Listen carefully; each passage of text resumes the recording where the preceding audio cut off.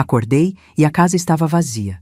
Meu filho e minha nora tinham vendido todos os meus móveis e viajado. Ela merece Paris, mãe, ele disse. Eu apenas sorri. 15 dias depois, eles voltaram. Eu tinha preparado um presente muito maior para ela. Quando ela viu, desmaiou na hora. Meu nome é Helena. Tenho 68 anos.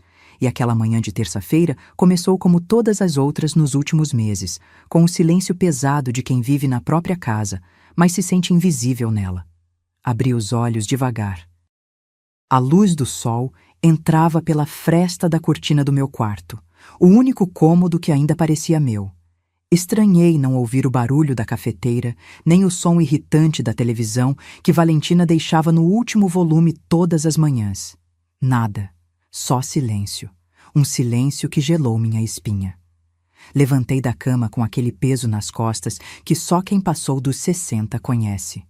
Calcei as pantufas gastas e caminhei até a porta do quarto. Abri devagar. O corredor estava escuro, esquisito. Normalmente Valentina já estava acordada, enchendo a casa com aquele perfume enjoativo dela e deixando suas coisas espalhadas por todo lado. Mas nada. Silêncio absoluto. Fui até a sala, e foi ali que meu coração despencou. A sala estava vazia, completamente vazia. O sofá onde meu falecido marido, Antônio, costumava sentar para ler jornal aos domingos, sumiu. A estante de jacarandá que herdei da minha avó, cheia de livros e fotos de família, sumiu. O tapete persa que compramos juntos em uma viagem a São Paulo há 30 anos, sumiu. Até o quadro da última ceia que sempre esteve pendurado na parede principal, sumiu. Minha respiração ficou presa na garganta. Corri para a cozinha, vazia. A mesa de madeira maciça onde criei meu filho Marcelo, onde ele fez lição de casa, onde comemoramos aniversários, sumiu. As cadeiras, o armário antigo, até os utensílios que estavam sobre a pia, tudo sumido. Meu peito começou a doer. Fui para a sala de jantar, o aparador de mogno, a cristaleira com as taças de cristal que ganhei no meu casamento, as cortinas de renda que bordei à mão, tudo, absolutamente tudo, sumido. Minhas pernas tremeram. Segurei na parede para não cair. Foi quando vi, em cima do parapeito da janela, a única coisa que restou naquela casa devastada, um pedaço de papel dobrado. Peguei com as mãos trêmulas. Abri. A letra era do Marcelo, meu filho, meu único filho. Mãe, precisávamos do dinheiro. A Valentina sempre sonhou em conhecer Paris. Ela merece. Vendemos os móveis. Não se preocupe, eram coisas velhas mesmo. Voltamos em 15 dias. Beijos. Li aquilo uma vez, 2, 3. Meu corpo inteiro começou a tremer. Não eram coisas velhas, era minha vida. Era a memória do homem que amei por 40 anos. Era o legado da minha avó. Era o piano de cauda que Antônio tocava nas noites de inverno. Era tudo que eu tinha de concreto do passado que construí. E eles venderam. Assim. Como quem se desfaz de lixo, para pagar uma viagem a Paris. Sentei no chão frio daquela sala vazia e pela primeira vez em muito tempo chorei sem conseguir parar. Mas entre as lágrimas, algo começou a crescer dentro de mim. Algo que eu não sentia há anos. Raiva. Raiva pura, gelada, calculada. Porque naquele momento, olhando para aquelas paredes nuas, eu entendi uma coisa. Eles não tinham me roubado apenas os móveis. Eles tinham roubado meu respeito, minha dignidade, minha voz. E eu ia recuperar tudo isso. Mas não do jeito que eles esperavam. Se você quer saber como essa história termina, se inscreva no canal e ative o sininho. Porque o que aconteceu depois, ninguém esperava, nem eles. 2 anos antes daquele dia horrível, eu ainda acreditava que tinha uma família de verdade. Foi num domingo de churrasco, na casa do meu compadre Reinaldo, que Marcelo apareceu pela primeira vez com ela. Valentina. Nome bonito, eu pensei na hora.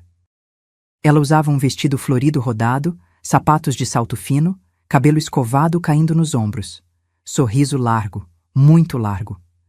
Mãe, essa é a Valentina, a mulher da minha vida, Marcelo disse, com aquele brilho nos olhos que eu não via desde que ele era adolescente. Ela me abraçou apertado, daquele jeito exagerado. Dona Helena, Marcelo fala tanto da senhora, que honra conhecer a mãe desse homem maravilhoso. Calorosa demais, atenciosa demais, perfeita demais. Mas eu quis acreditar. Porque mãe sempre quer acreditar no melhor, não é mesmo? Antônio tinha falecido 3 anos antes, de infarto. A casa estava grande demais, silenciosa demais. Ver meu filho feliz de novo parecia ser tudo o que eu precisava. Os primeiros meses foram um conto de fadas. Valentina vinha me visitar toda semana, trazia bolo, me ajudava a arrumar o jardim, assistia a novela comigo. A senhora é a mãe que eu nunca tive, dona Helena, ela dizia, segurando minha mão. Marcelo estava radiante. Ganhava bem como gerente de vendas numa empresa de autopeças, mas vivia dizendo que queria dar uma vida melhor para Valentina.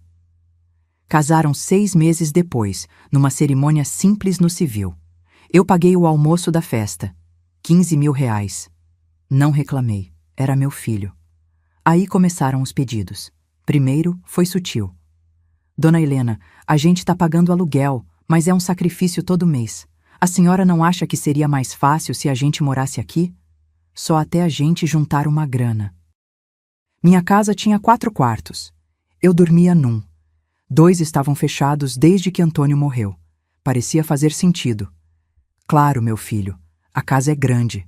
Venham. Esse foi meu primeiro erro. Eles chegaram com 3 malas. Uma semana depois, eram 10 caixas. Um mês depois, a casa tinha mais coisas deles do que minhas. Valentina começou a organizar os ambientes. Dona Helena, esse sofá tá muito velho, né? Que tal a gente colocar ele no quartinho dos fundos e comprar um mais moderno para a sala? Eu hesitei. Aquele sofá era onde Antônio e eu assistíamos filmes aos sábados, mas Valentina sorria tanto, insistia com tanta doçura. É só para dar uma renovada, sogra. A senhora merece uma casa mais bonita. Aceitei. E o sofá foi pro canto. Depois foi a mesa da cozinha. Muito grande, ocupa espaço. Trocaram por uma menor. Depois as cortinas. Cor antiga, dona Helena. Vamos modernizar? Depois, os quadros. Pesado demais para a parede. Cada peça minha sendo empurrada, escondida, substituída. E eu? Eu deixava. Porque não queria ser a sogra chata, a mãe intrometida, a velha teimosa. Até que um dia entrei na sala e não reconheci mais nada. Marcelo trabalhava cada vez mais. Saía cedo, voltava tarde. Quando eu tentava conversar com ele sobre as mudanças, ele suspirava, cansado. Mãe, a Valentina só quer ajudar. Você precisa entender que ela tem gosto moderno. Relaxa. Relaxar. Era sempre isso, relaxar. E os pedidos de dinheiro começaram. Dona Helena, o carro quebrou. A senhora pode emprestar 5 mil? A gente devolve mês que vem. Nunca devolveram. Sogra, a Valentina precisa de um tratamento dentário urgente. 15 mil. É saúde, né? Paguei. Nunca vi recibo. Mãe, a empresa tá devendo salário. Você pode ajudar com 10 mil pra gente não passar aperto? Ajudei. Sempre ajudei. No total, ao longo daqueles 2 anos, emprestei 35 mil reais que nunca voltaram. E a cada empréstimo, Valentina ficava mais à vontade, mais dona, mais poderosa. Comecei a ser tratada como visita na minha própria casa. Dona Helena, a senhora pode jantar no quarto hoje? É que vamos receber uns amigos aqui na sala. Ou, sogra, não mexa nas minhas coisas na cozinha, por favor. Meu quarto virou meu único território.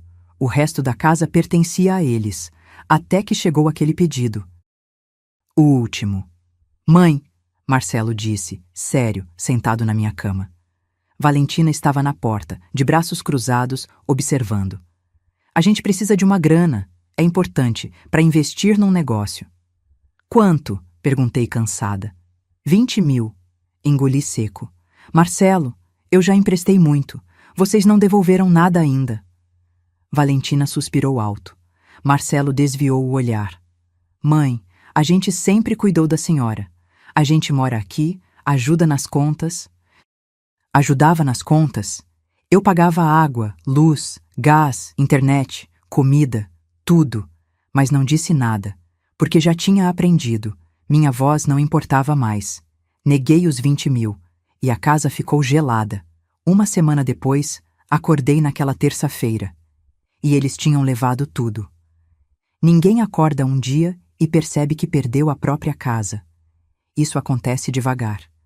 Tão devagar que quando você finalmente enxerga, já é tarde demais. Nos primeiros 3 meses depois que Marcelo e Valentina se mudaram para minha casa, eu ainda me sentia em casa. Tomava café na cozinha, assistia televisão na sala, regava minhas plantas no jardim. A vida seguia. Mas aí começaram as mudanças sutis. Valentina acordava antes de mim, sempre. E quando eu descia para tomar café, ela já estava lá, dona de tudo. Café do jeito dela, pão do jeito dela. Até a disposição das xícaras no armário tinha mudado. Bom dia, sogra! Ah, desculpa, reorganizei aqui. É que estava muito bagunçado. Bagunçado. Minha cozinha, do jeito que organizei por 40 anos, era bagunçada para ela. Engoli seco. Sorri. Tudo bem, minha filha. Mas não estava tudo bem, porque no dia seguinte, quando fui pegar minha caneca preferida, aquela de porcelana branca com flores azuis que Antônio me deu no nosso aniversário de 20 anos, ela não estava lá. Valentina, você viu minha caneca? Ah, aquela velha? Tava rachada, joguei fora. Comprei uma nova para a senhora, olha, moderninha. Rachada? Não estava rachada, estava perfeita, mas ela já tinha jogado fora. E não pediu minha opinião. Foi aí que percebi. Ela não estava ajudando. Ela estava tomando. Nas semanas seguintes, foi como assistir uma invasão em câmera lenta. Valentina redecorando só um cantinho da sala. Depois a sala inteira. Depois o corredor. Minhas almofadas bordadas à mão sumiram. Ah, sogra, doei para uma brechó. Tavam muito antigas. Antigas. Eu tinha feito aquilo com minhas próprias mãos. As cortinas de linho que herdei da minha mãe foram substituídas por persianas de plástico. Mais prático, dona Helena. Os tapetes que compramos em viagens foram enrolados e jogados no quartinho dos fundos. Juntam muita poeira. Minhas coisas foram sendo empurradas, espremidas, escondidas, até sumirem completamente. E eu ficava cada vez mais dentro do meu quarto, porque toda vez que eu saía, Valentina estava lá, mudando, organizando, apagando minha presença daquela casa. Até minhas fotos de família começaram a desaparecer das paredes. Coloquei num álbum para a senhora, tá guardadinho. É que a parede estava muito poluída. Poluída. Minha família era poluição visual para ela. Marcelo? Ah, Marcelo tinha virado um fantasma. Saía para trabalhar às 7 da manhã, voltava às 10 da noite. Jantava, tomava banho, dormia. Fim. Nos fins de semana, ficava grudado no celular ou saía com Valentina para resolver coisas. Quando eu tentava conversar com ele sobre as mudanças, ele me cortava com pressa. Mãe, a Valentina só quer ajudar. Você está sendo teimosa. Teimosa. Eu era teimosa porque queria minha casa do jeito que sempre foi. Comecei a me sentir pequena, apagada, como se eu fosse a intrusa, e os pedidos de dinheiro continuavam chegando, sempre com aquela vozinha doce de Valentina ou com Marcelo vindo todo sem jeito. Sogra, deixa eu te pedir uma coisa. É que tô precisando de um dinheiro para uns exames. Mãe, a gente tá apertado esse mês. Você pode ajudar com uns 3 mil? E eu ajudava. Sempre. Porque mãe é assim, né? A gente sempre acha que tá ajudando o filho. Mas depois dos 35 mil emprestados e nunca devolvidos, percebi a verdade. Eu não estava ajudando. Estava sendo usada. Foi numa sexta-feira à noite que tudo ficou claro. Eu estava no meu quarto, lendo. Ouvi risadas vindas da sala. Valentina estava ao telefone com alguém. Deixei a porta entreaberta, sem querer espiar, mas a voz dela era alta demais. Não, filha, tá tudo no caminho certo. A velha é mole, dá tudo o que a gente pede. Ah, a casa? Praticamente já é nossa. Ela só dorme num quarto, o resto é tudo comandado por mim. Não, ela não vai fazer nada. É daquelas velhinhas que tem medo de ficar sozinha, entende? Marcelo é tudo para ela. Ela não vai arriscar perder o filho. Meu sangue gelou. Ouvi tudo, cada palavra, cada risada. E naquele momento, com as mãos tremendo segurando o livro, entendi que eu não era mais a dona daquela casa. Não era mais mãe respeitada. Não era mais nada. Eu era a velha mole que atrapalhava os planos deles. Fechei a porta devagar. Sentei na cama. Respirei fundo. E pela primeira vez em meses, senti algo diferente de tristeza. Senti vergonha. Vergonha de mim mesma. Por ter deixado chegar até ali. Por ter aceitado cada humilhação calada. Por ter acreditado que amor de mãe significava aceitar qualquer coisa. Mas junto com a vergonha, veio uma centelha de algo mais forte. Dignidade. Eu não ia mais ser a velha mole. Ainda não sabia como, mas ia reagir. Só precisava do empurrão certo. E ele veio 3 semanas depois, numa terça-feira de manhã, quando acordei e a casa estava vazia. Aquela terça-feira começou com um silêncio que parecia gritar. Não foi só a ausência de barulho, foi a ausência de vida. Sabe quando você sente que algo está errado antes mesmo de abrir os olhos? Foi assim. Levantei da cama com o coração já acelerado, calcei as pantufas, abri a porta do quarto, o corredor estava escuro, frio, nenhum cheiro de café, nenhum som de televisão. Nada. Marcelo? Chamei. Silêncio. Valentina? Nada. Caminhei até a sala, e ali, naquele momento, meu mundo desabou. Vazio, completamente vazio. O sofá cinza que Valentina tinha comprado e colocado no lugar do meu, sumiu. A estante de jacarandá da minha avó, que ela tinha reorganizado, sumiu. O aparador de mogno que resistiu por 3 gerações na minha família, sumiu. Entrei na sala de jantar. A mesa, as cadeiras, o lustre, tudo sumido. Minha respiração estava presa.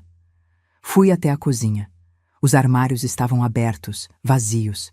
Até os eletrodomésticos tinham ido embora. Geladeira, fogão, micro-ondas, liquidificador. Foi quando olhei para o canto, perto da janela, e vi algo que fez minhas pernas fraquejarem. O armário de parede onde eu guardava as roupas do Antônio. Aquelas que não consegui doar. A camisa xadrez que ele usava aos domingos. O casaco de couro que usei no velório dele. As gravatas. Tudo estava aberto, vazio. Eles levaram até as roupas do meu marido morto. Caí de joelhos ali mesmo, na cozinha fria e vazia, e um grito saiu do fundo da minha garganta. Um grito que eu segurava há meses, há anos talvez. Como eles puderam? Fiquei ali, não sei por quanto tempo, tentando processar o absurdo. Até que vi, no parapeito da janela, o único lugar que ainda tinha algo, um papel dobrado. Levantei com dificuldade. Peguei o papel, abri. A letra era do Marcelo. Desenhada, calma, sem pressa. Como se ele estivesse escrevendo uma receita de bolo e não destruindo minha vida. Mãe, desculpa fazer assim, mas não tinha outro jeito. Você nunca ia entender. A Valentina sempre sonhou em conhecer Paris. Ela merece. Merece viver coisas bonitas. Eu quero dar isso para ela. Vendemos os móveis. Conseguimos um bom preço.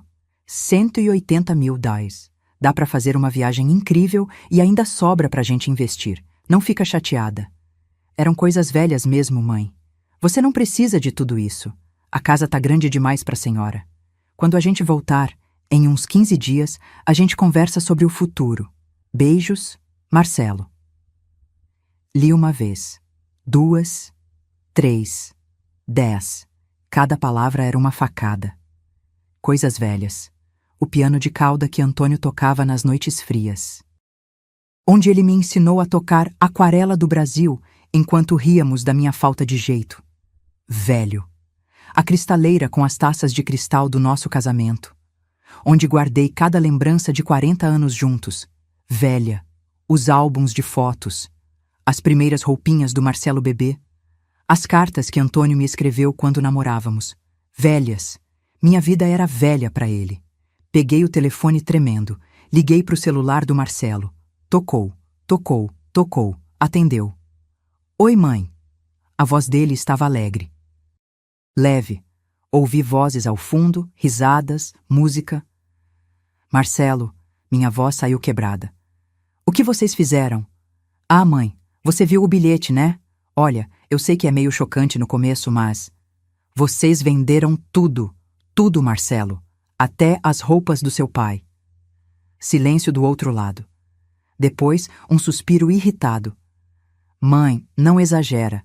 A gente vendeu os móveis. Móveis, mãe. Não é o fim do mundo. A senhora ainda tem a casa, tem seu quarto, tem onde dormir.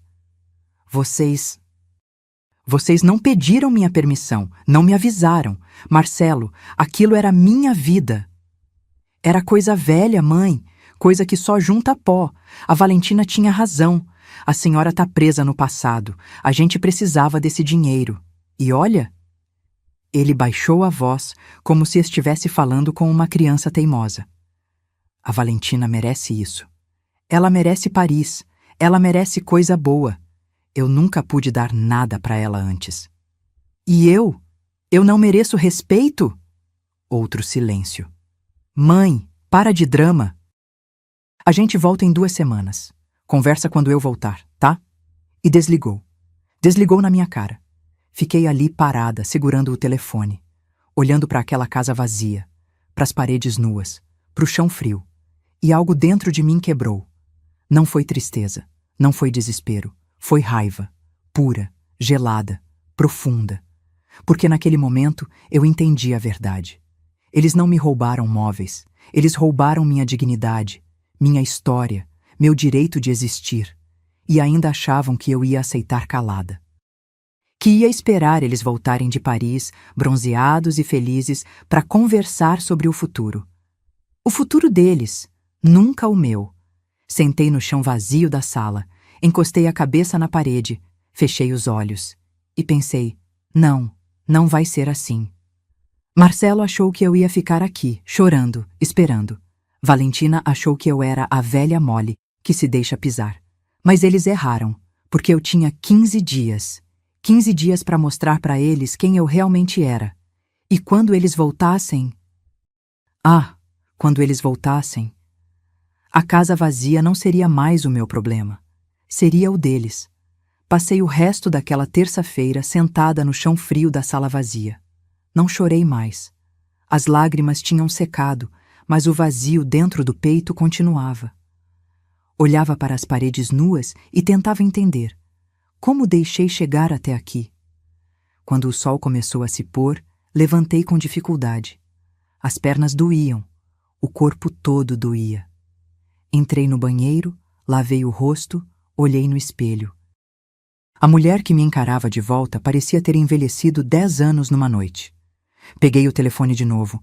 Precisava fazer algo. Não podia ficar parada. Liguei para a polícia. Polícia Militar, boa noite. Boa noite. Eu preciso fazer um boletim de ocorrência. Roubaram minha casa. Quer dizer, venderam meus móveis sem minha permissão. A senhora pode vir até a delegacia? Sim, posso. Fui. Peguei um táxi, porque até meu carro velho tinha sido emprestado para o Marcelo há 6 meses e nunca voltou. Na delegacia, um policial me atendeu com aquele olhar cansado de quem já viu de tudo. Contei a história. Ele anotava, pausado. Quando terminei, ele suspirou. Olha, dona Helena, tecnicamente ele é seu filho. Morava na casa. Pela lei não é exatamente roubo. É uma questão familiar. Como assim não é roubo? Ele vendeu tudo sem meu consentimento. Eu entendo a senhora. Mas sem uma procuração revogada, sem provas de que houve coação, fica difícil. O melhor é resolver isso na justiça. Procure um advogado. Saí de lá arrasada, sem esperança, sem rumo. Voltei para casa vazia de táxi. O motorista tentou conversar, mas não respondi. Não conseguia. Quando entrei em casa de novo, o silêncio era ainda pior. Porque agora eu sabia. Ninguém ia me ajudar. Ninguém ia fazer justiça por mim. Sentei na beirada da cama, a única coisa que eles não levaram, porque era onde eu dormia, e fiquei ali, olhando pro nada. Foi quando ouvi a campainha tocar. Levantei devagar, desconfiada. Abri a porta. Era a Dona Célia, minha vizinha de mais de 20 anos. Baixinha, cabelos grisalhos presos num coque, óculos de grau grosso. Ela segurava uma marmita. Helena, pelo amor de Deus, o que aconteceu aqui? Vi um caminhão de mudança ontem à noite. Achei estranho. Eles venderam tudo, Célia. O rosto dela ficou pálido. Venderam? Como assim venderam? Marcelo e a Valentina pegaram tudo, venderam e foram para Paris. Dona Célia entrou sem pedir licença, olhou a casa vazia e colocou a mão na boca, chocada. Jesus Cristo! Helena, isso é absurdo! Você foi na polícia? Fui. Disseram que é questão de família, que eu tenho que resolver com um advogado. Ela balançou a cabeça, indignada. Colocou a marmita na bancada da cozinha, puxou uma cadeira de plástico que estava no quintal e me fez sentar. Come. Você precisa comer. Obedeci. Nem senti o gosto da comida. Mas engoli. Célia ficou ali, olhando para mim com aquela expressão que misturava pena e raiva. Então ela disse algo que mudou tudo. Helena, tem uma coisa que você precisa saber. Levantei os olhos. Sobre a Valentina. Meu coração acelerou. O quê? Célia puxou a cadeira para perto, baixou a voz como se as paredes pudessem ouvir. Uns meses atrás, eu estava no mercado. Ouvi duas mulheres conversando no corredor de limpeza. Uma delas comentou sobre uma moça que tinha aplicado um golpe na própria mãe.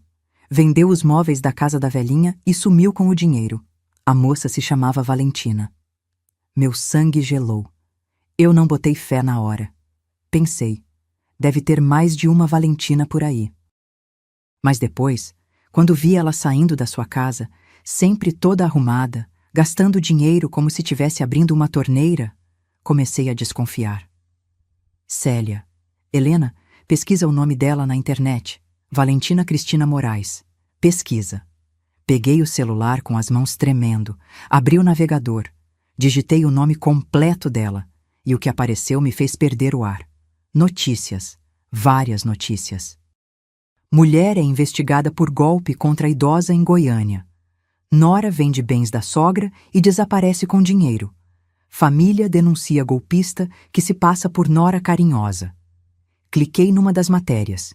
E lá estava ela, a foto dela, Valentina, mais nova, cabelo diferente. Mas era ela. A matéria dizia que ela tinha aplicado o mesmo golpe em pelo menos 3 famílias. Entrava como namorada, conquistava a confiança, casava, morava na casa, vendia tudo e sumia. A última vítima tinha sido a própria mãe dela, uma senhora de 72 anos que ficou sem nada. Denunciou a filha, mas Valentina fugiu para outra cidade antes da polícia agir.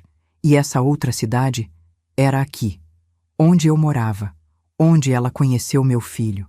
Senti a sala girar. Ela fez isso com a própria mãe. Célia assentiu, séria. E agora fez com você. Fiquei em silêncio, processando, tentando entender. Marcelo sabia? Era possível que meu filho soubesse e tivesse aceitado mesmo assim? Ou ele era só mais uma vítima dela?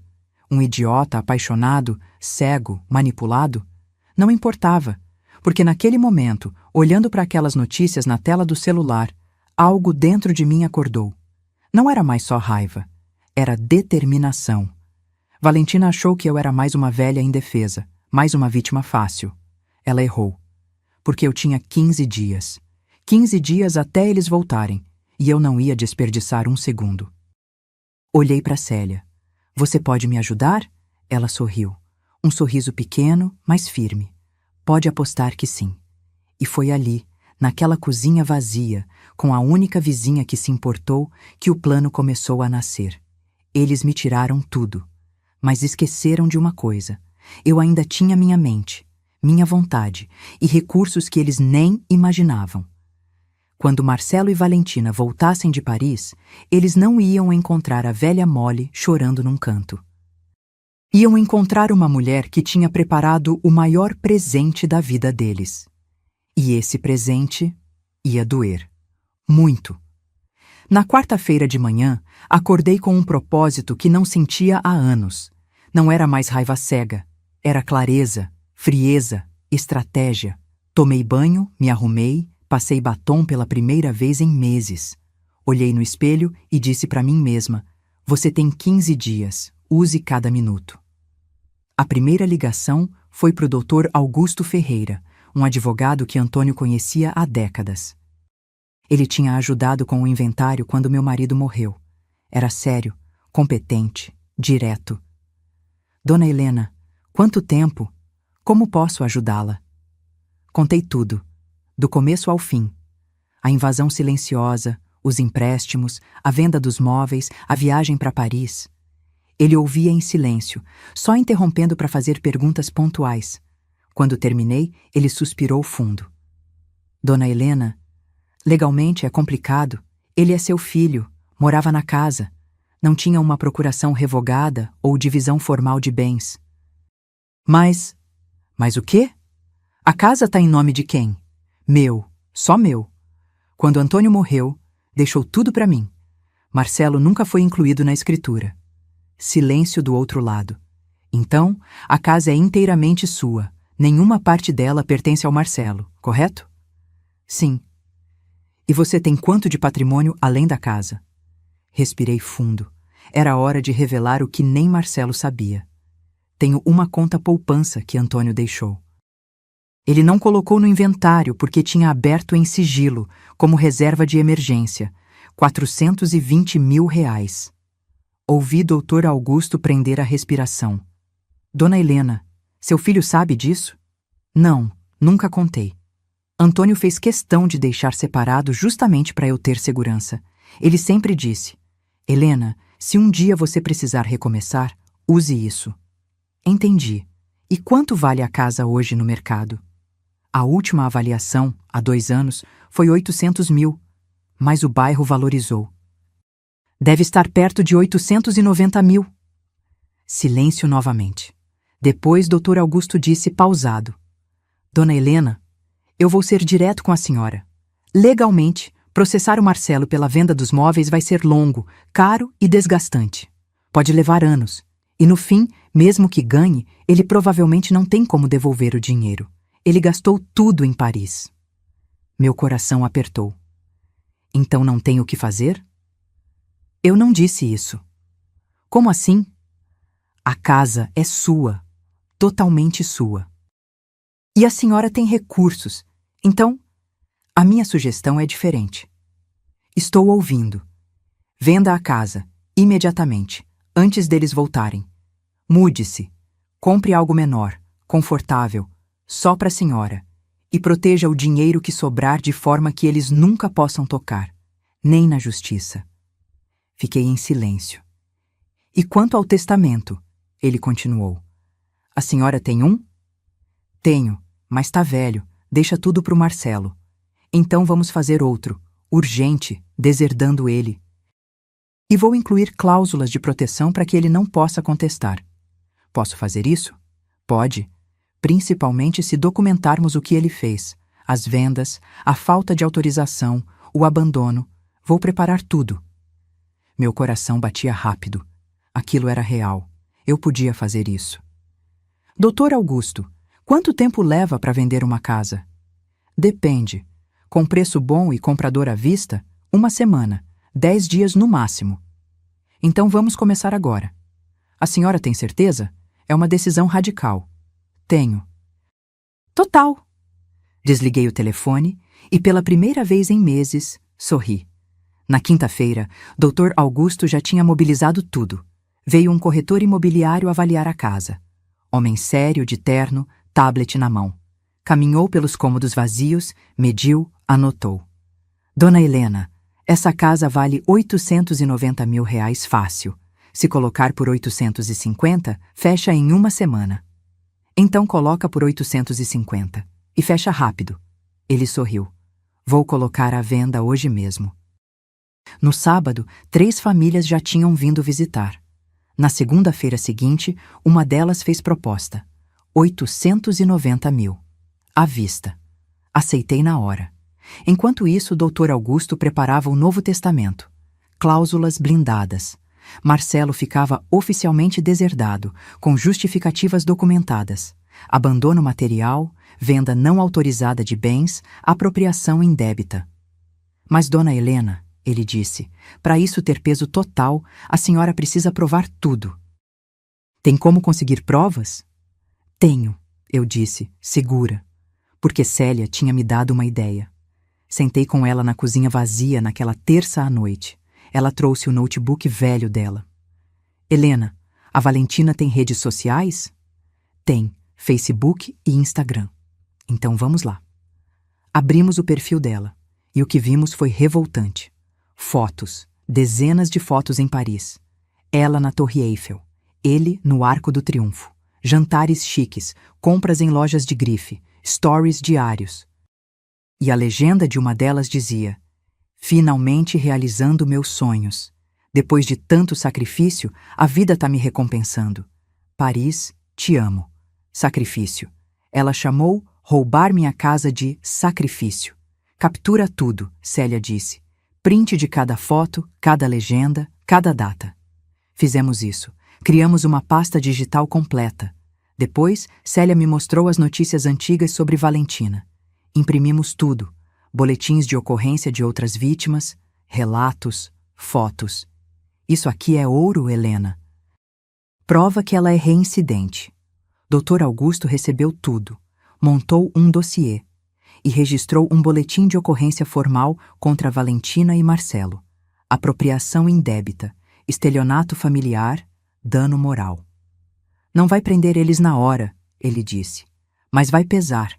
Muito. Na sexta-feira da segunda semana, a casa foi vendida. 890 mil depositados na minha conta. Comprei um apartamento no bairro vizinho. Menor, 2 quartos, sacada com vista para o parque, moderno, confortável. Nosso, quer dizer, meu. Custou 380 mil. Sobrou 510 mil. Somados aos 420 mil da poupança, eu tinha 930 mil. Dr. Augusto me ajudou a investir tudo de forma blindada. Aplicações em meu nome, com cláusulas que impediam qualquer tentativa de penhora ou divisão forçada. Nem se ele processar por abandono afetivo, consegue tocar nisso, Dr. Augusto garantiu. Nos últimos 3 dias antes deles voltarem, me mudei. Móveis novos. Simples, mas bonitos. Sofá de linho bege, mesa de janela redonda, prateleiras cheias de livros novos, quadros que eu escolhi, tudo novo, tudo meu. Célia me ajudou a organizar tudo, e no último dia, ela preparou um presente especial para Valentina. Uma pasta, grossa, organizada, com divisórias coloridas. Dentro, cópias das notícias sobre os golpes dela, prints das fotos de Paris, cópia do boletim de ocorrência, cópia do Novo Testamento, cópia da escritura da casa. Vendida. Notificação extrajudicial exigindo devolução dos 180 mil. Quando ela abrir isso, Célia disse sorrindo, vai cair para trás. Eu sorri também, porque pela primeira vez em anos eu estava no controle. Na noite antes deles chegarem, sentei na sacada do meu apartamento novo, tomando um chá de camomila. Olhei para a cidade iluminada lá embaixo, respirei fundo e pensei, amanhã eles voltam e descobrem que a velha Molly acordou. Os últimos dias antes deles voltarem foram os mais intensos da minha vida. Não dormi direito, não pela angústia, mas pela adrenalina. Cada detalhe precisava estar perfeito, cada peça no lugar certo, porque quando Marcelo e Valentina descessem daquele avião, bronzeados e felizes, achando que iam voltar para casa e me encontrar chorando num canto. Iam levar o choque das suas vidas. Na segunda-feira, uma semana antes deles voltarem, finalizei a compra do apartamento. Assinei a escritura no cartório com o Dr. Augusto ao meu lado. A moça do cartório me cumprimentou com aquele sorriso burocrático. Parabéns pela nova casa, dona Helena. Nova casa, novo começo. O apartamento ficava no 10º andar de um prédio moderno, com portaria 24 horas, interfone, câmeras, segurança. Coisa que eu não tinha mais na minha antiga casa, que agora era de outra família. Nos dias seguintes, mobiliei tudo. Mas não com pressa, com gosto. Fui em lojas que nunca tinha entrado. Escolhi cada móvel, cada cor, cada detalhe. Comprei um sofá de linho bege, macio, confortável. Uma mesa de jantar redonda de madeira clara, com 4 cadeiras estofadas. Uma estante baixa e moderna para colocar meus livros e plantas. Quadros com paisagens suaves. Cortinas de voio branco que deixavam a luz entrar. Tudo novo. Tudo escolhido por mim. Pela primeira vez em anos, aquele espaço era completamente meu, sem concessões. Sem aceitar o gosto de ninguém. Sem ser empurrada para o canto. Célia ia comigo em cada compra. Helena, isso aqui tá ficando lindo. Você tá parecendo outra mulher. E eu estava. Me sentia outra. Até comprei roupas novas, nada extravagante, mas calças boas, blusas de qualidade, um sapato confortável. Fui no salão, cortei o cabelo, pintei as unhas. Me olhei no espelho e quase não me reconheci. A mulher que me encarava de volta tinha postura, tinha brilho nos olhos. Não era mais a velha mole. Na quarta-feira, Dr. Augusto me ligou. Dona Helena, o Novo Testamento tá pronto. Pode vir assinar. Fui até o escritório dele. Um prédio antigo no centro, com aquele cheiro de papel velho e café forte. Ele me recebeu na sala dele, cheia de processos empilhados e uma estante enorme de livros jurídicos. Colocou o documento na minha frente. Leia com calma. Li cada palavra. O testamento era claro, direto. Marcelo estava oficialmente deserdado, não por capricho, mas por justificativas legais sólidas, abandono material, apropriação indébita de bens, conduta que violou laços de confiança familiar. Todo o meu patrimônio seria dividido entre 3 instituições de caridade que eu escolhi. Um lar de idosos, uma ONG que ajudava mulheres vítimas de violência doméstica e uma escola pública da periferia. Marcelo não receberia 1 centavo. E Valentina, menos ainda. Tem certeza, dona Helena? Doutor. Augusto perguntou, com aquele olhar sério de quem conhece o peso dessas decisões. Tenho. Total. Assinei. 2 testemunhas assinaram também. Tudo registrado em cartório, autenticado, blindado. Saí de lá com uma sensação estranha no peito. Não era tristeza. Era alívio. Como se um peso gigante tivesse saído dos meus ombros. Na sexta-feira, faltando 3 dias para eles voltarem, Célia e eu preparamos o presente. Sentamos na mesa da minha cozinha nova, cheirando a móveis novos e tinta fresca, com pilhas de documentos ao redor. Vamos organizar isso como se fosse um processo judicial, Célia disse, ajeitando os óculos.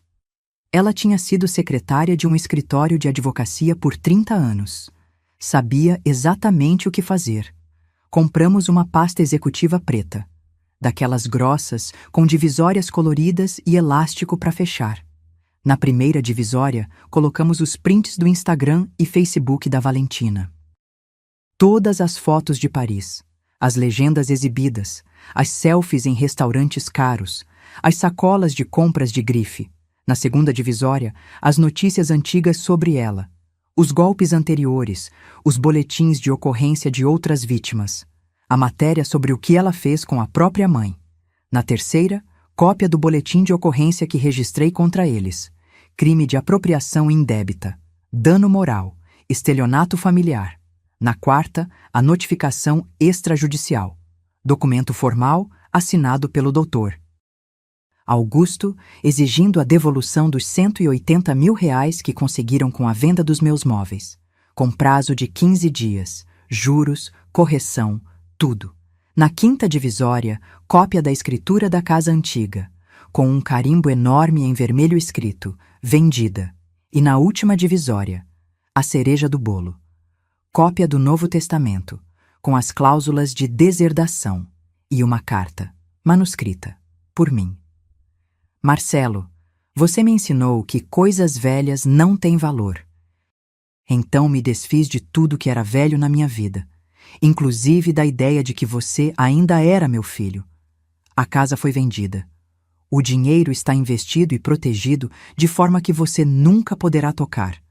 Você está oficialmente deserdado, não por vingança, mas por justiça.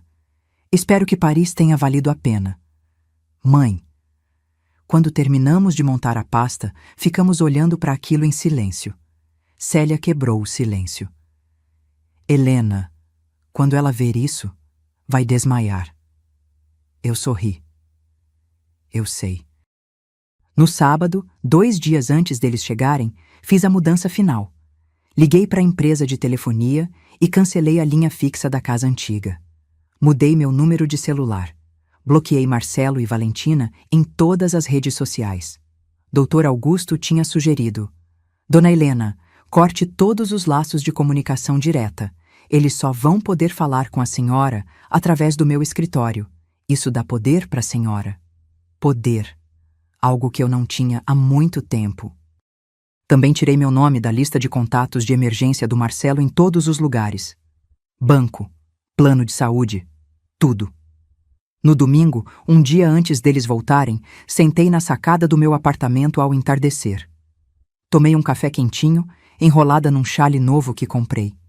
Olhei para a cidade, o céu alaranjado do pôr do sol, os prédios iluminados, o som distante dos carros, e pensei em Antônio. Amor. Falei baixinho, como se ele pudesse me ouvir. Você sempre disse que eu era mais forte do que imaginava. Acho que finalmente acreditei nisso. O vento balançou as cortinas, e por um instante senti que ele estava ali, orgulhoso. Na segunda-feira de manhã, o dia que eles voltariam, acordei cedo. Me arrumei. Vesti uma blusa branca, calça jeans escura, sapato baixo confortável. Passei batom, prendi o cabelo, olhei no espelho e sorri. Hoje é o dia, disse para mim mesma. Peguei a pasta preta, pesada, cheia de verdades. Coloquei na bolsa. E esperei, porque eu sabia que, a qualquer momento, meu telefone tocaria. Ou Marcelo apareceria na porta da casa antiga, ou tentaria me ligar desesperado, e quando isso acontecesse... quando isso acontecesse, eles iam descobrir que a velha que deixaram para trás não existia mais. No lugar dela, tinha uma mulher que recuperou sua dignidade. E essa mulher não perdoava. Não esquecia. Essa mulher fazia justiça. A ligação chegou às 3:30 da tarde daquela segunda-feira. Eu estava na sacada do apartamento tomando um chá de erva doce quando o celular vibrou. Número desconhecido. Atendi. Alô? Mãe! Mãe! Pelo amor de Deus! Atende! Era Marcelo. A voz dele estava desesperada, aguda, quebrada. Ouvi barulho de vento, carros, buzinas ao fundo. Ele estava na rua. Estou ouvindo, Marcelo. Mãe, o que está acontecendo? A gente chegou na casa e... Tem gente morando lá.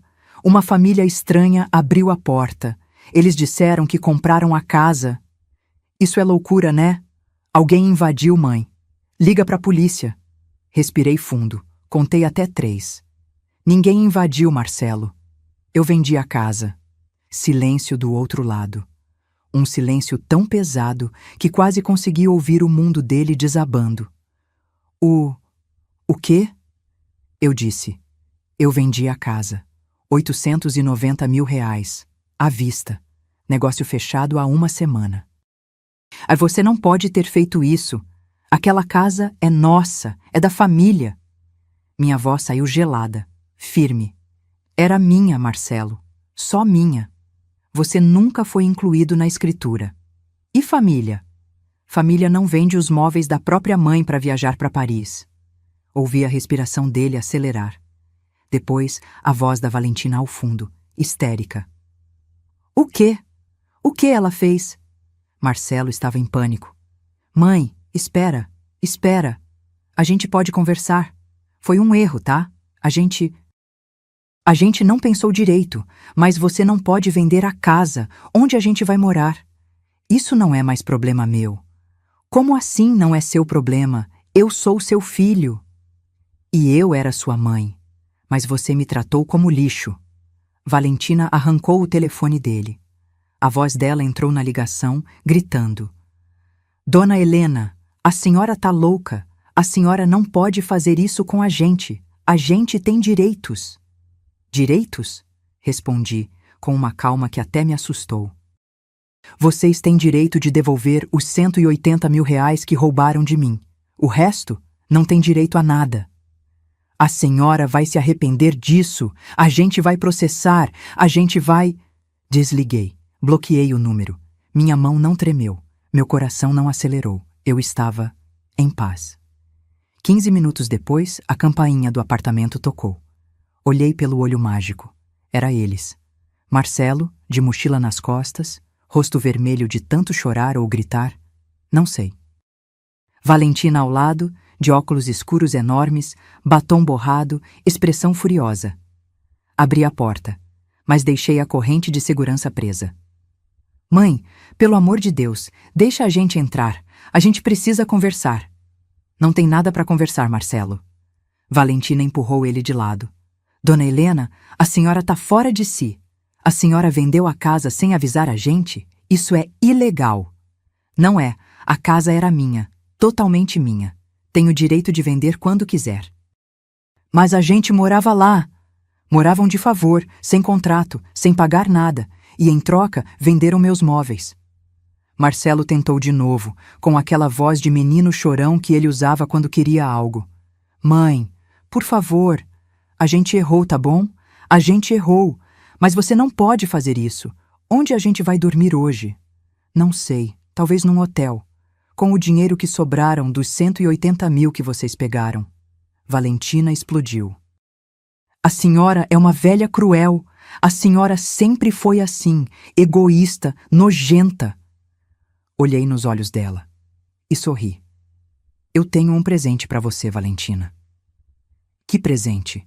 Peguei a pasta preta que estava na mesa perto da porta. Passei pela fresta. Marcelo pegou, confuso. O que é isso? Abre. Ele abriu, começou a folhear, e o rosto dele foi perdendo a cor. Valentina arrancou a pasta das mãos dele, começou a ler. Virou as páginas, viu os prints de Paris, as notícias sobre os golpes dela. O boletim de ocorrência, a notificação extrajudicial, a escritura da casa, vendida. E quando chegou na última divisória, quando viu a cópia do testamento, ela ficou branca, completamente branca. Isso não pode ser verdade. É. E está registrado em cartório. Você tem 15 dias para devolver os 180 mil reais. Senão, vou entrar com processo criminal, apropriação indébita, estelionato, dano moral. Pode dar de 3 a 5 anos de prisão. Valentina começou a tremer. As pernas dela fraquejaram. E então, ela desmaiou. Caiu no corredor do prédio de costas, batendo a cabeça no chão. Marcelo gritou. Valentina! Valentina! Eu não me movi. Fiquei ali, parada, olhando. Um vizinho saiu do apartamento ao lado, assustado. Chama uma ambulância? Pode chamar, disse tranquila. Marcelo me olhou, desesperado, lágrimas escorrendo. Mãe, ajuda! Faz alguma coisa! Eu já fiz, Marcelo. Eu me ajudei. E fechei a porta. Fiquei do outro lado, ouvindo o barulho. Marcelo chorando. Valentina gemendo, acordando. A ambulância chegando. Vozes de vizinhos. Confusão. Mas eu não abri a porta de novo. Não porque eu era cruel, mas porque finalmente, depois de anos sendo pisada, humilhada, desrespeitada, eu tinha escolhido a mim mesma. 2 horas depois, recebi uma mensagem de número desconhecido. Era do Marcelo. Mãe, a Valentina tá no hospital. Ela teve um ataque de pânico. Os médicos disseram que é grave. Por favor. A gente precisa de dinheiro pro tratamento. Eu te imploro, a gente vai devolver tudo. Só me ajuda dessa vez. Li, reli e bloqueei o número, porque eu já tinha ajudado. Demais. E nunca recebi nada de volta. Só desprezo. Essa fase da minha vida tinha acabado. Sentei no sofá novo. Acendi a televisão. Preparei um jantar simples. Arroz, feijão, um filé de frango grelhado. Comi devagar, olhando pela janela. A cidade iluminada lá fora. A vida seguindo. E pensei, eu sobrevivi. Não era vitória. Não era vingança. Era liberdade. Na manhã seguinte, terça-feira, acordei com o sol entrando pela janela do meu quarto. Pela primeira vez em meses, não acordei com aquele peso no peito. Não acordei pensando, o que eles vão fazer hoje? Ou, será que vou ter paz? Acordei leve. Tomei café tranquila. Pão na chapa com manteiga. Café coado. Sentei na sacada, de roupão, olhando a cidade acordar. E foi ali, naquele momento de paz, que a campainha tocou de novo. Não eram nem 9 da manhã. Olhei pelo olho mágico. Marcelo. Sozinho dessa vez. Olheiras fundas. Barba por fazer. Roupas amarrotadas. Ele parecia ter envelhecido 10 anos numa noite. Hesitei, mas abri a porta, sem tirar a corrente. O que você quer, Marcelo? Ele me olhou com aqueles olhos vermelhos, inchados de tanto chorar. Mãe, só quero conversar. 5 minutos, por favor. Fiquei em silêncio, pensando. Depois, tirei a corrente. Abri a porta. Ele entrou devagar, olhando ao redor. Viu os móveis novos, a decoração clean, as plantas nas prateleiras, os quadros na parede. Você refez tudo. Refiz minha vida, Marcelo. Coisa que vocês tentaram destruir. Ele baixou a cabeça. Sentou no sofá sem pedir licença, como se as pernas não aguentassem mais. Cobriu o rosto com as mãos e começou a chorar. Não foi choro de manipulação. Foi choro de quem finalmente entendeu a merda que fez. Fiquei de pé, de braços cruzados, olhando. Mãe, eu sou um idiota. Eu sou um idiota completo. Não respondi. Eu deixei ela me controlar. Desde o começo. A Valentina, ela sabia exatamente o que dizer, como dizer. Ela me fez acreditar que a senhora era o problema, que a senhora era antiquada, que estava prendendo a gente. E você acreditou. Eu acreditei! Ele gritou desesperado. Porque eu sou fraco. Porque eu estava sozinho. Porque depois que o pai morreu, eu me senti perdido e ela apareceu e me fez sentir importante de novo. Silêncio. Ele enxugou o rosto com a manga da camisa, respirou fundo e continuou, com a voz quebrada. Quando a gente voltou de Paris ontem, quando vi aquela família estranha na nossa casa, eu entrei em pânico, mas não era pela casa. Era porque eu percebi. A senhora tinha razão. A gente fez uma coisa horrível. E a Valentina... Ele parou. Engoliu seco. A Valentina o quê? Perguntei, fria. Ela sumiu. Como assim sumiu?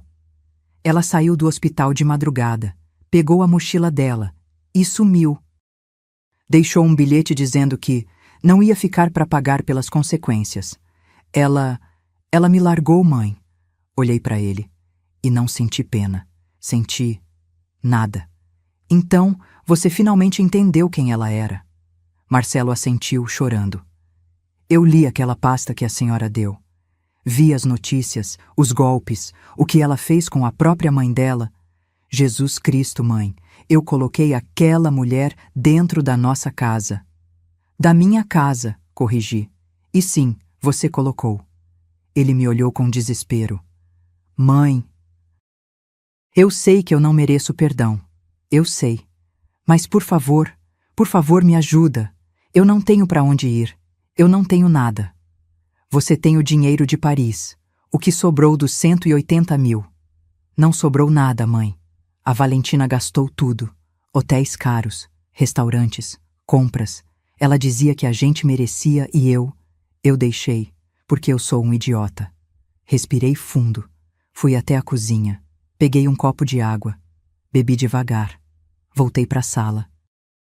Marcelo, você quer que eu faça o quê? Me deixa ficar aqui, só uns dias, até eu me organizar, até eu arrumar um emprego melhor, juntar dinheiro. Não. Ele piscou chocado. O quê? Eu disse não. Você não vai ficar aqui. Mas, mãe... Não, Marcelo. Minha voz saiu mais alta do que eu esperava. Você me deixou sozinha naquela casa vazia. Você vendeu as memórias do seu pai. Você me tratou como se eu fosse nada. E agora quer que eu te acolha? Como se nada tivesse acontecido. Eu tô arrependido. Arrependimento não devolve o piano do seu pai. Não devolve a cristaleira da minha avó. Não devolve as roupas do Antônio que vocês venderam como se fossem trapos. Ele se levantou, desesperado. Mãe, eu imploro. Senta. Ele sentou. Fui até o quarto. Peguei uma pasta, menor que a outra. Voltei para a sala. Coloquei na mesa de centro, na frente dele. O que é isso? Abre. Ele abriu. Dentro tinha uma cópia do Novo Testamento. A carta manuscrita que escrevi. E mais uma coisa. Um documento do Dr. Augusto. Você tá deserdado, Marcelo. Oficial, registrado, irreversível. Quando eu morrer, você não vai receber nada, nem um centavo, nem essa colher de café, nada. O rosto dele se desfez. Mãe. E tem mais. Tem uma notificação extrajudicial exigindo devolução dos 180 mil. Se você não pagar em 15 dias, eu processo. Criminal. Você vai responder por apropriação indébita. Pode dar cadeia. Mas eu não tenho esse dinheiro. Então arruma. Vende o que tiver, pega empréstimo, trabalha. Faz o que a Valentina deveria ter feito, enfrenta as consequências. Ele ficou olhando para mim como se eu fosse uma estranha. E talvez eu fosse. Porque a mãe que ele conhecia, aquela que aceitava tudo calada, que perdoava sempre, que se anulava, tinha morrido naquela terça-feira, quando acordei e a casa estava vazia. No lugar dela, nasceu uma mulher que escolheu a própria dignidade. Marcelo levantou, tremendo, pegou a pasta, caminhou até a porta, parou, olhou para trás. Eu te amo, mãe. Mesmo depois de tudo, eu te amo. Olhei nos olhos dele e disse com uma calma assustadora. Eu também te amava, Marcelo. Mas amor não é permitir abuso. Amor não é aceitar desrespeito. E você me ensinou isso da pior forma possível. Ele abriu a porta, saiu. E eu fechei. Não tranquei na hora. Fiquei ali, parada, ouvindo os passos dele se afastarem pelo corredor. Ouvi o elevador abrir, fechar, descer. E então, silêncio. Tranquei a porta. Voltei para a sacada, sentei, olhei para a cidade e chorei. Mas não era choro de dor, era choro de alívio, porque pela primeira vez na vida eu tinha colocado limites, tinha dito não. Tinha escolhido a mim. E isso era liberdade. 3 meses se passaram desde aquele dia. 3 meses de silêncio, de paz, de reconstrução. Marcelo tentou me ligar mais algumas vezes, sempre de números diferentes. Deixou mensagens, algumas desesperadas, outras raivosas, outras pedindo perdão. Bloqueei todos. Dr. Augusto cuidou de tudo. Manteve contato formal através do escritório dele. Marcelo não conseguiu pagar os 180 mil reais. Não tinha como. Valentina tinha sumido com tudo. Entramos com o processo criminal. Ele foi indiciado por apropriação indébita.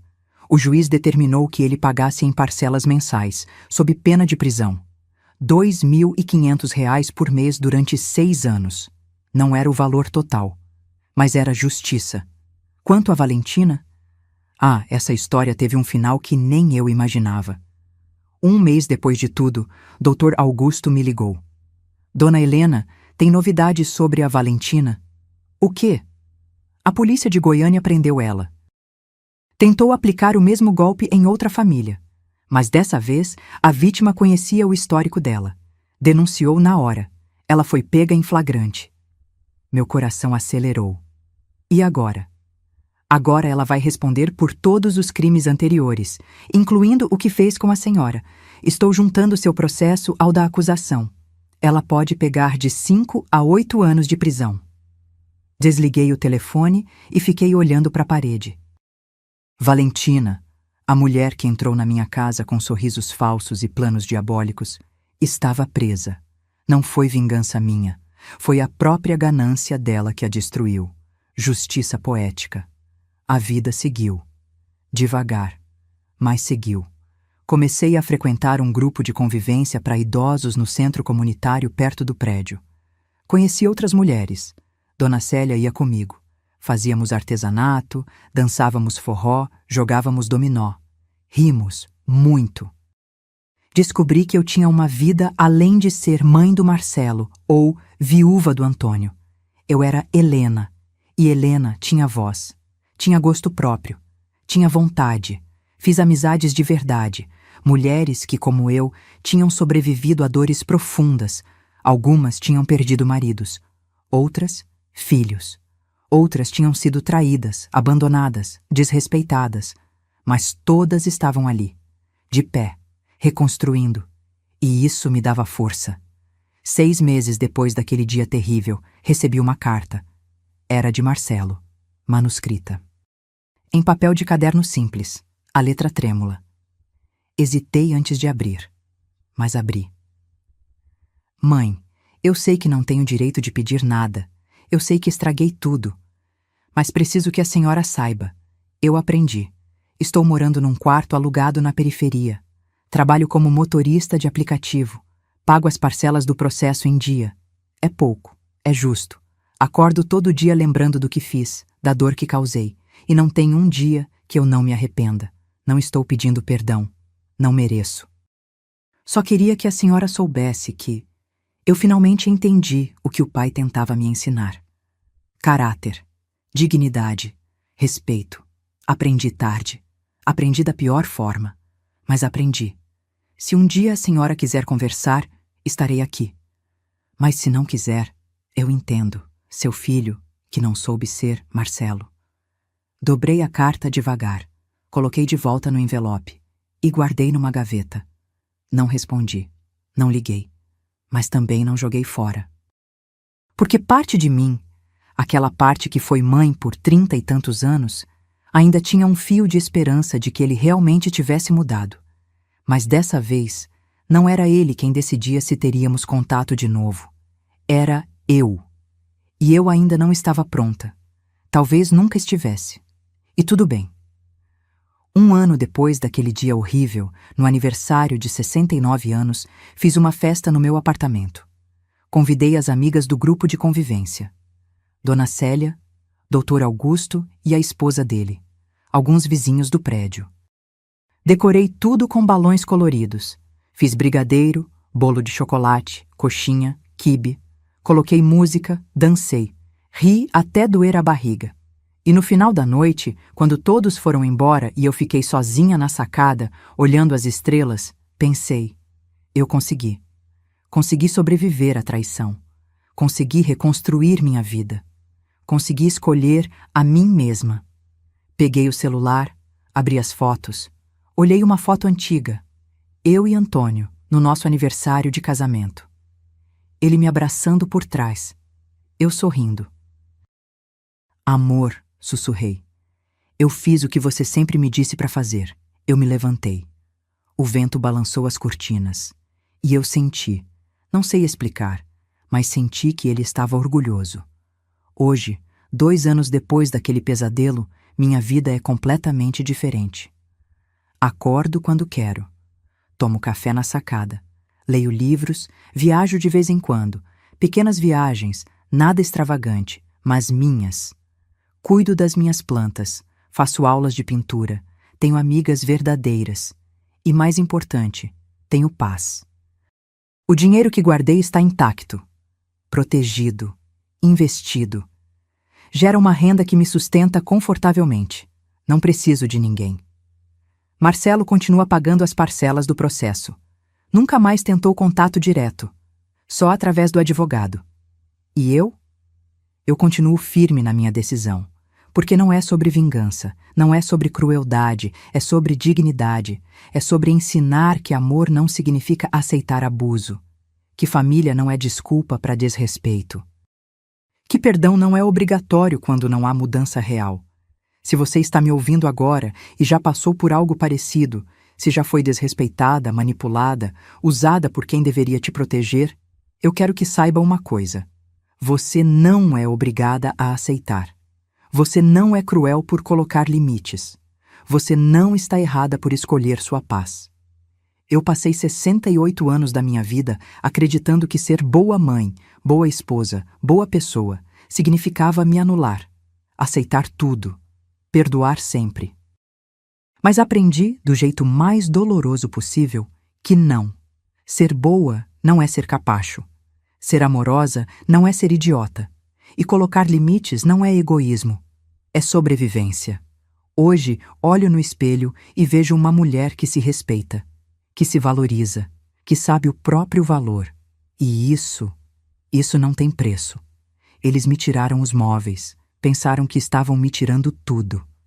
Mas esqueceram de uma coisa: nunca conseguiriam tirar minha essência, minha força, minha capacidade de renascer. E quando finalmente entendi isso, quando finalmente me levantei daquele chão frio e vazio, eu não estava mais destruída, eu estava livre. E você? Já precisou escolher entre agradar alguém ou se respeitar?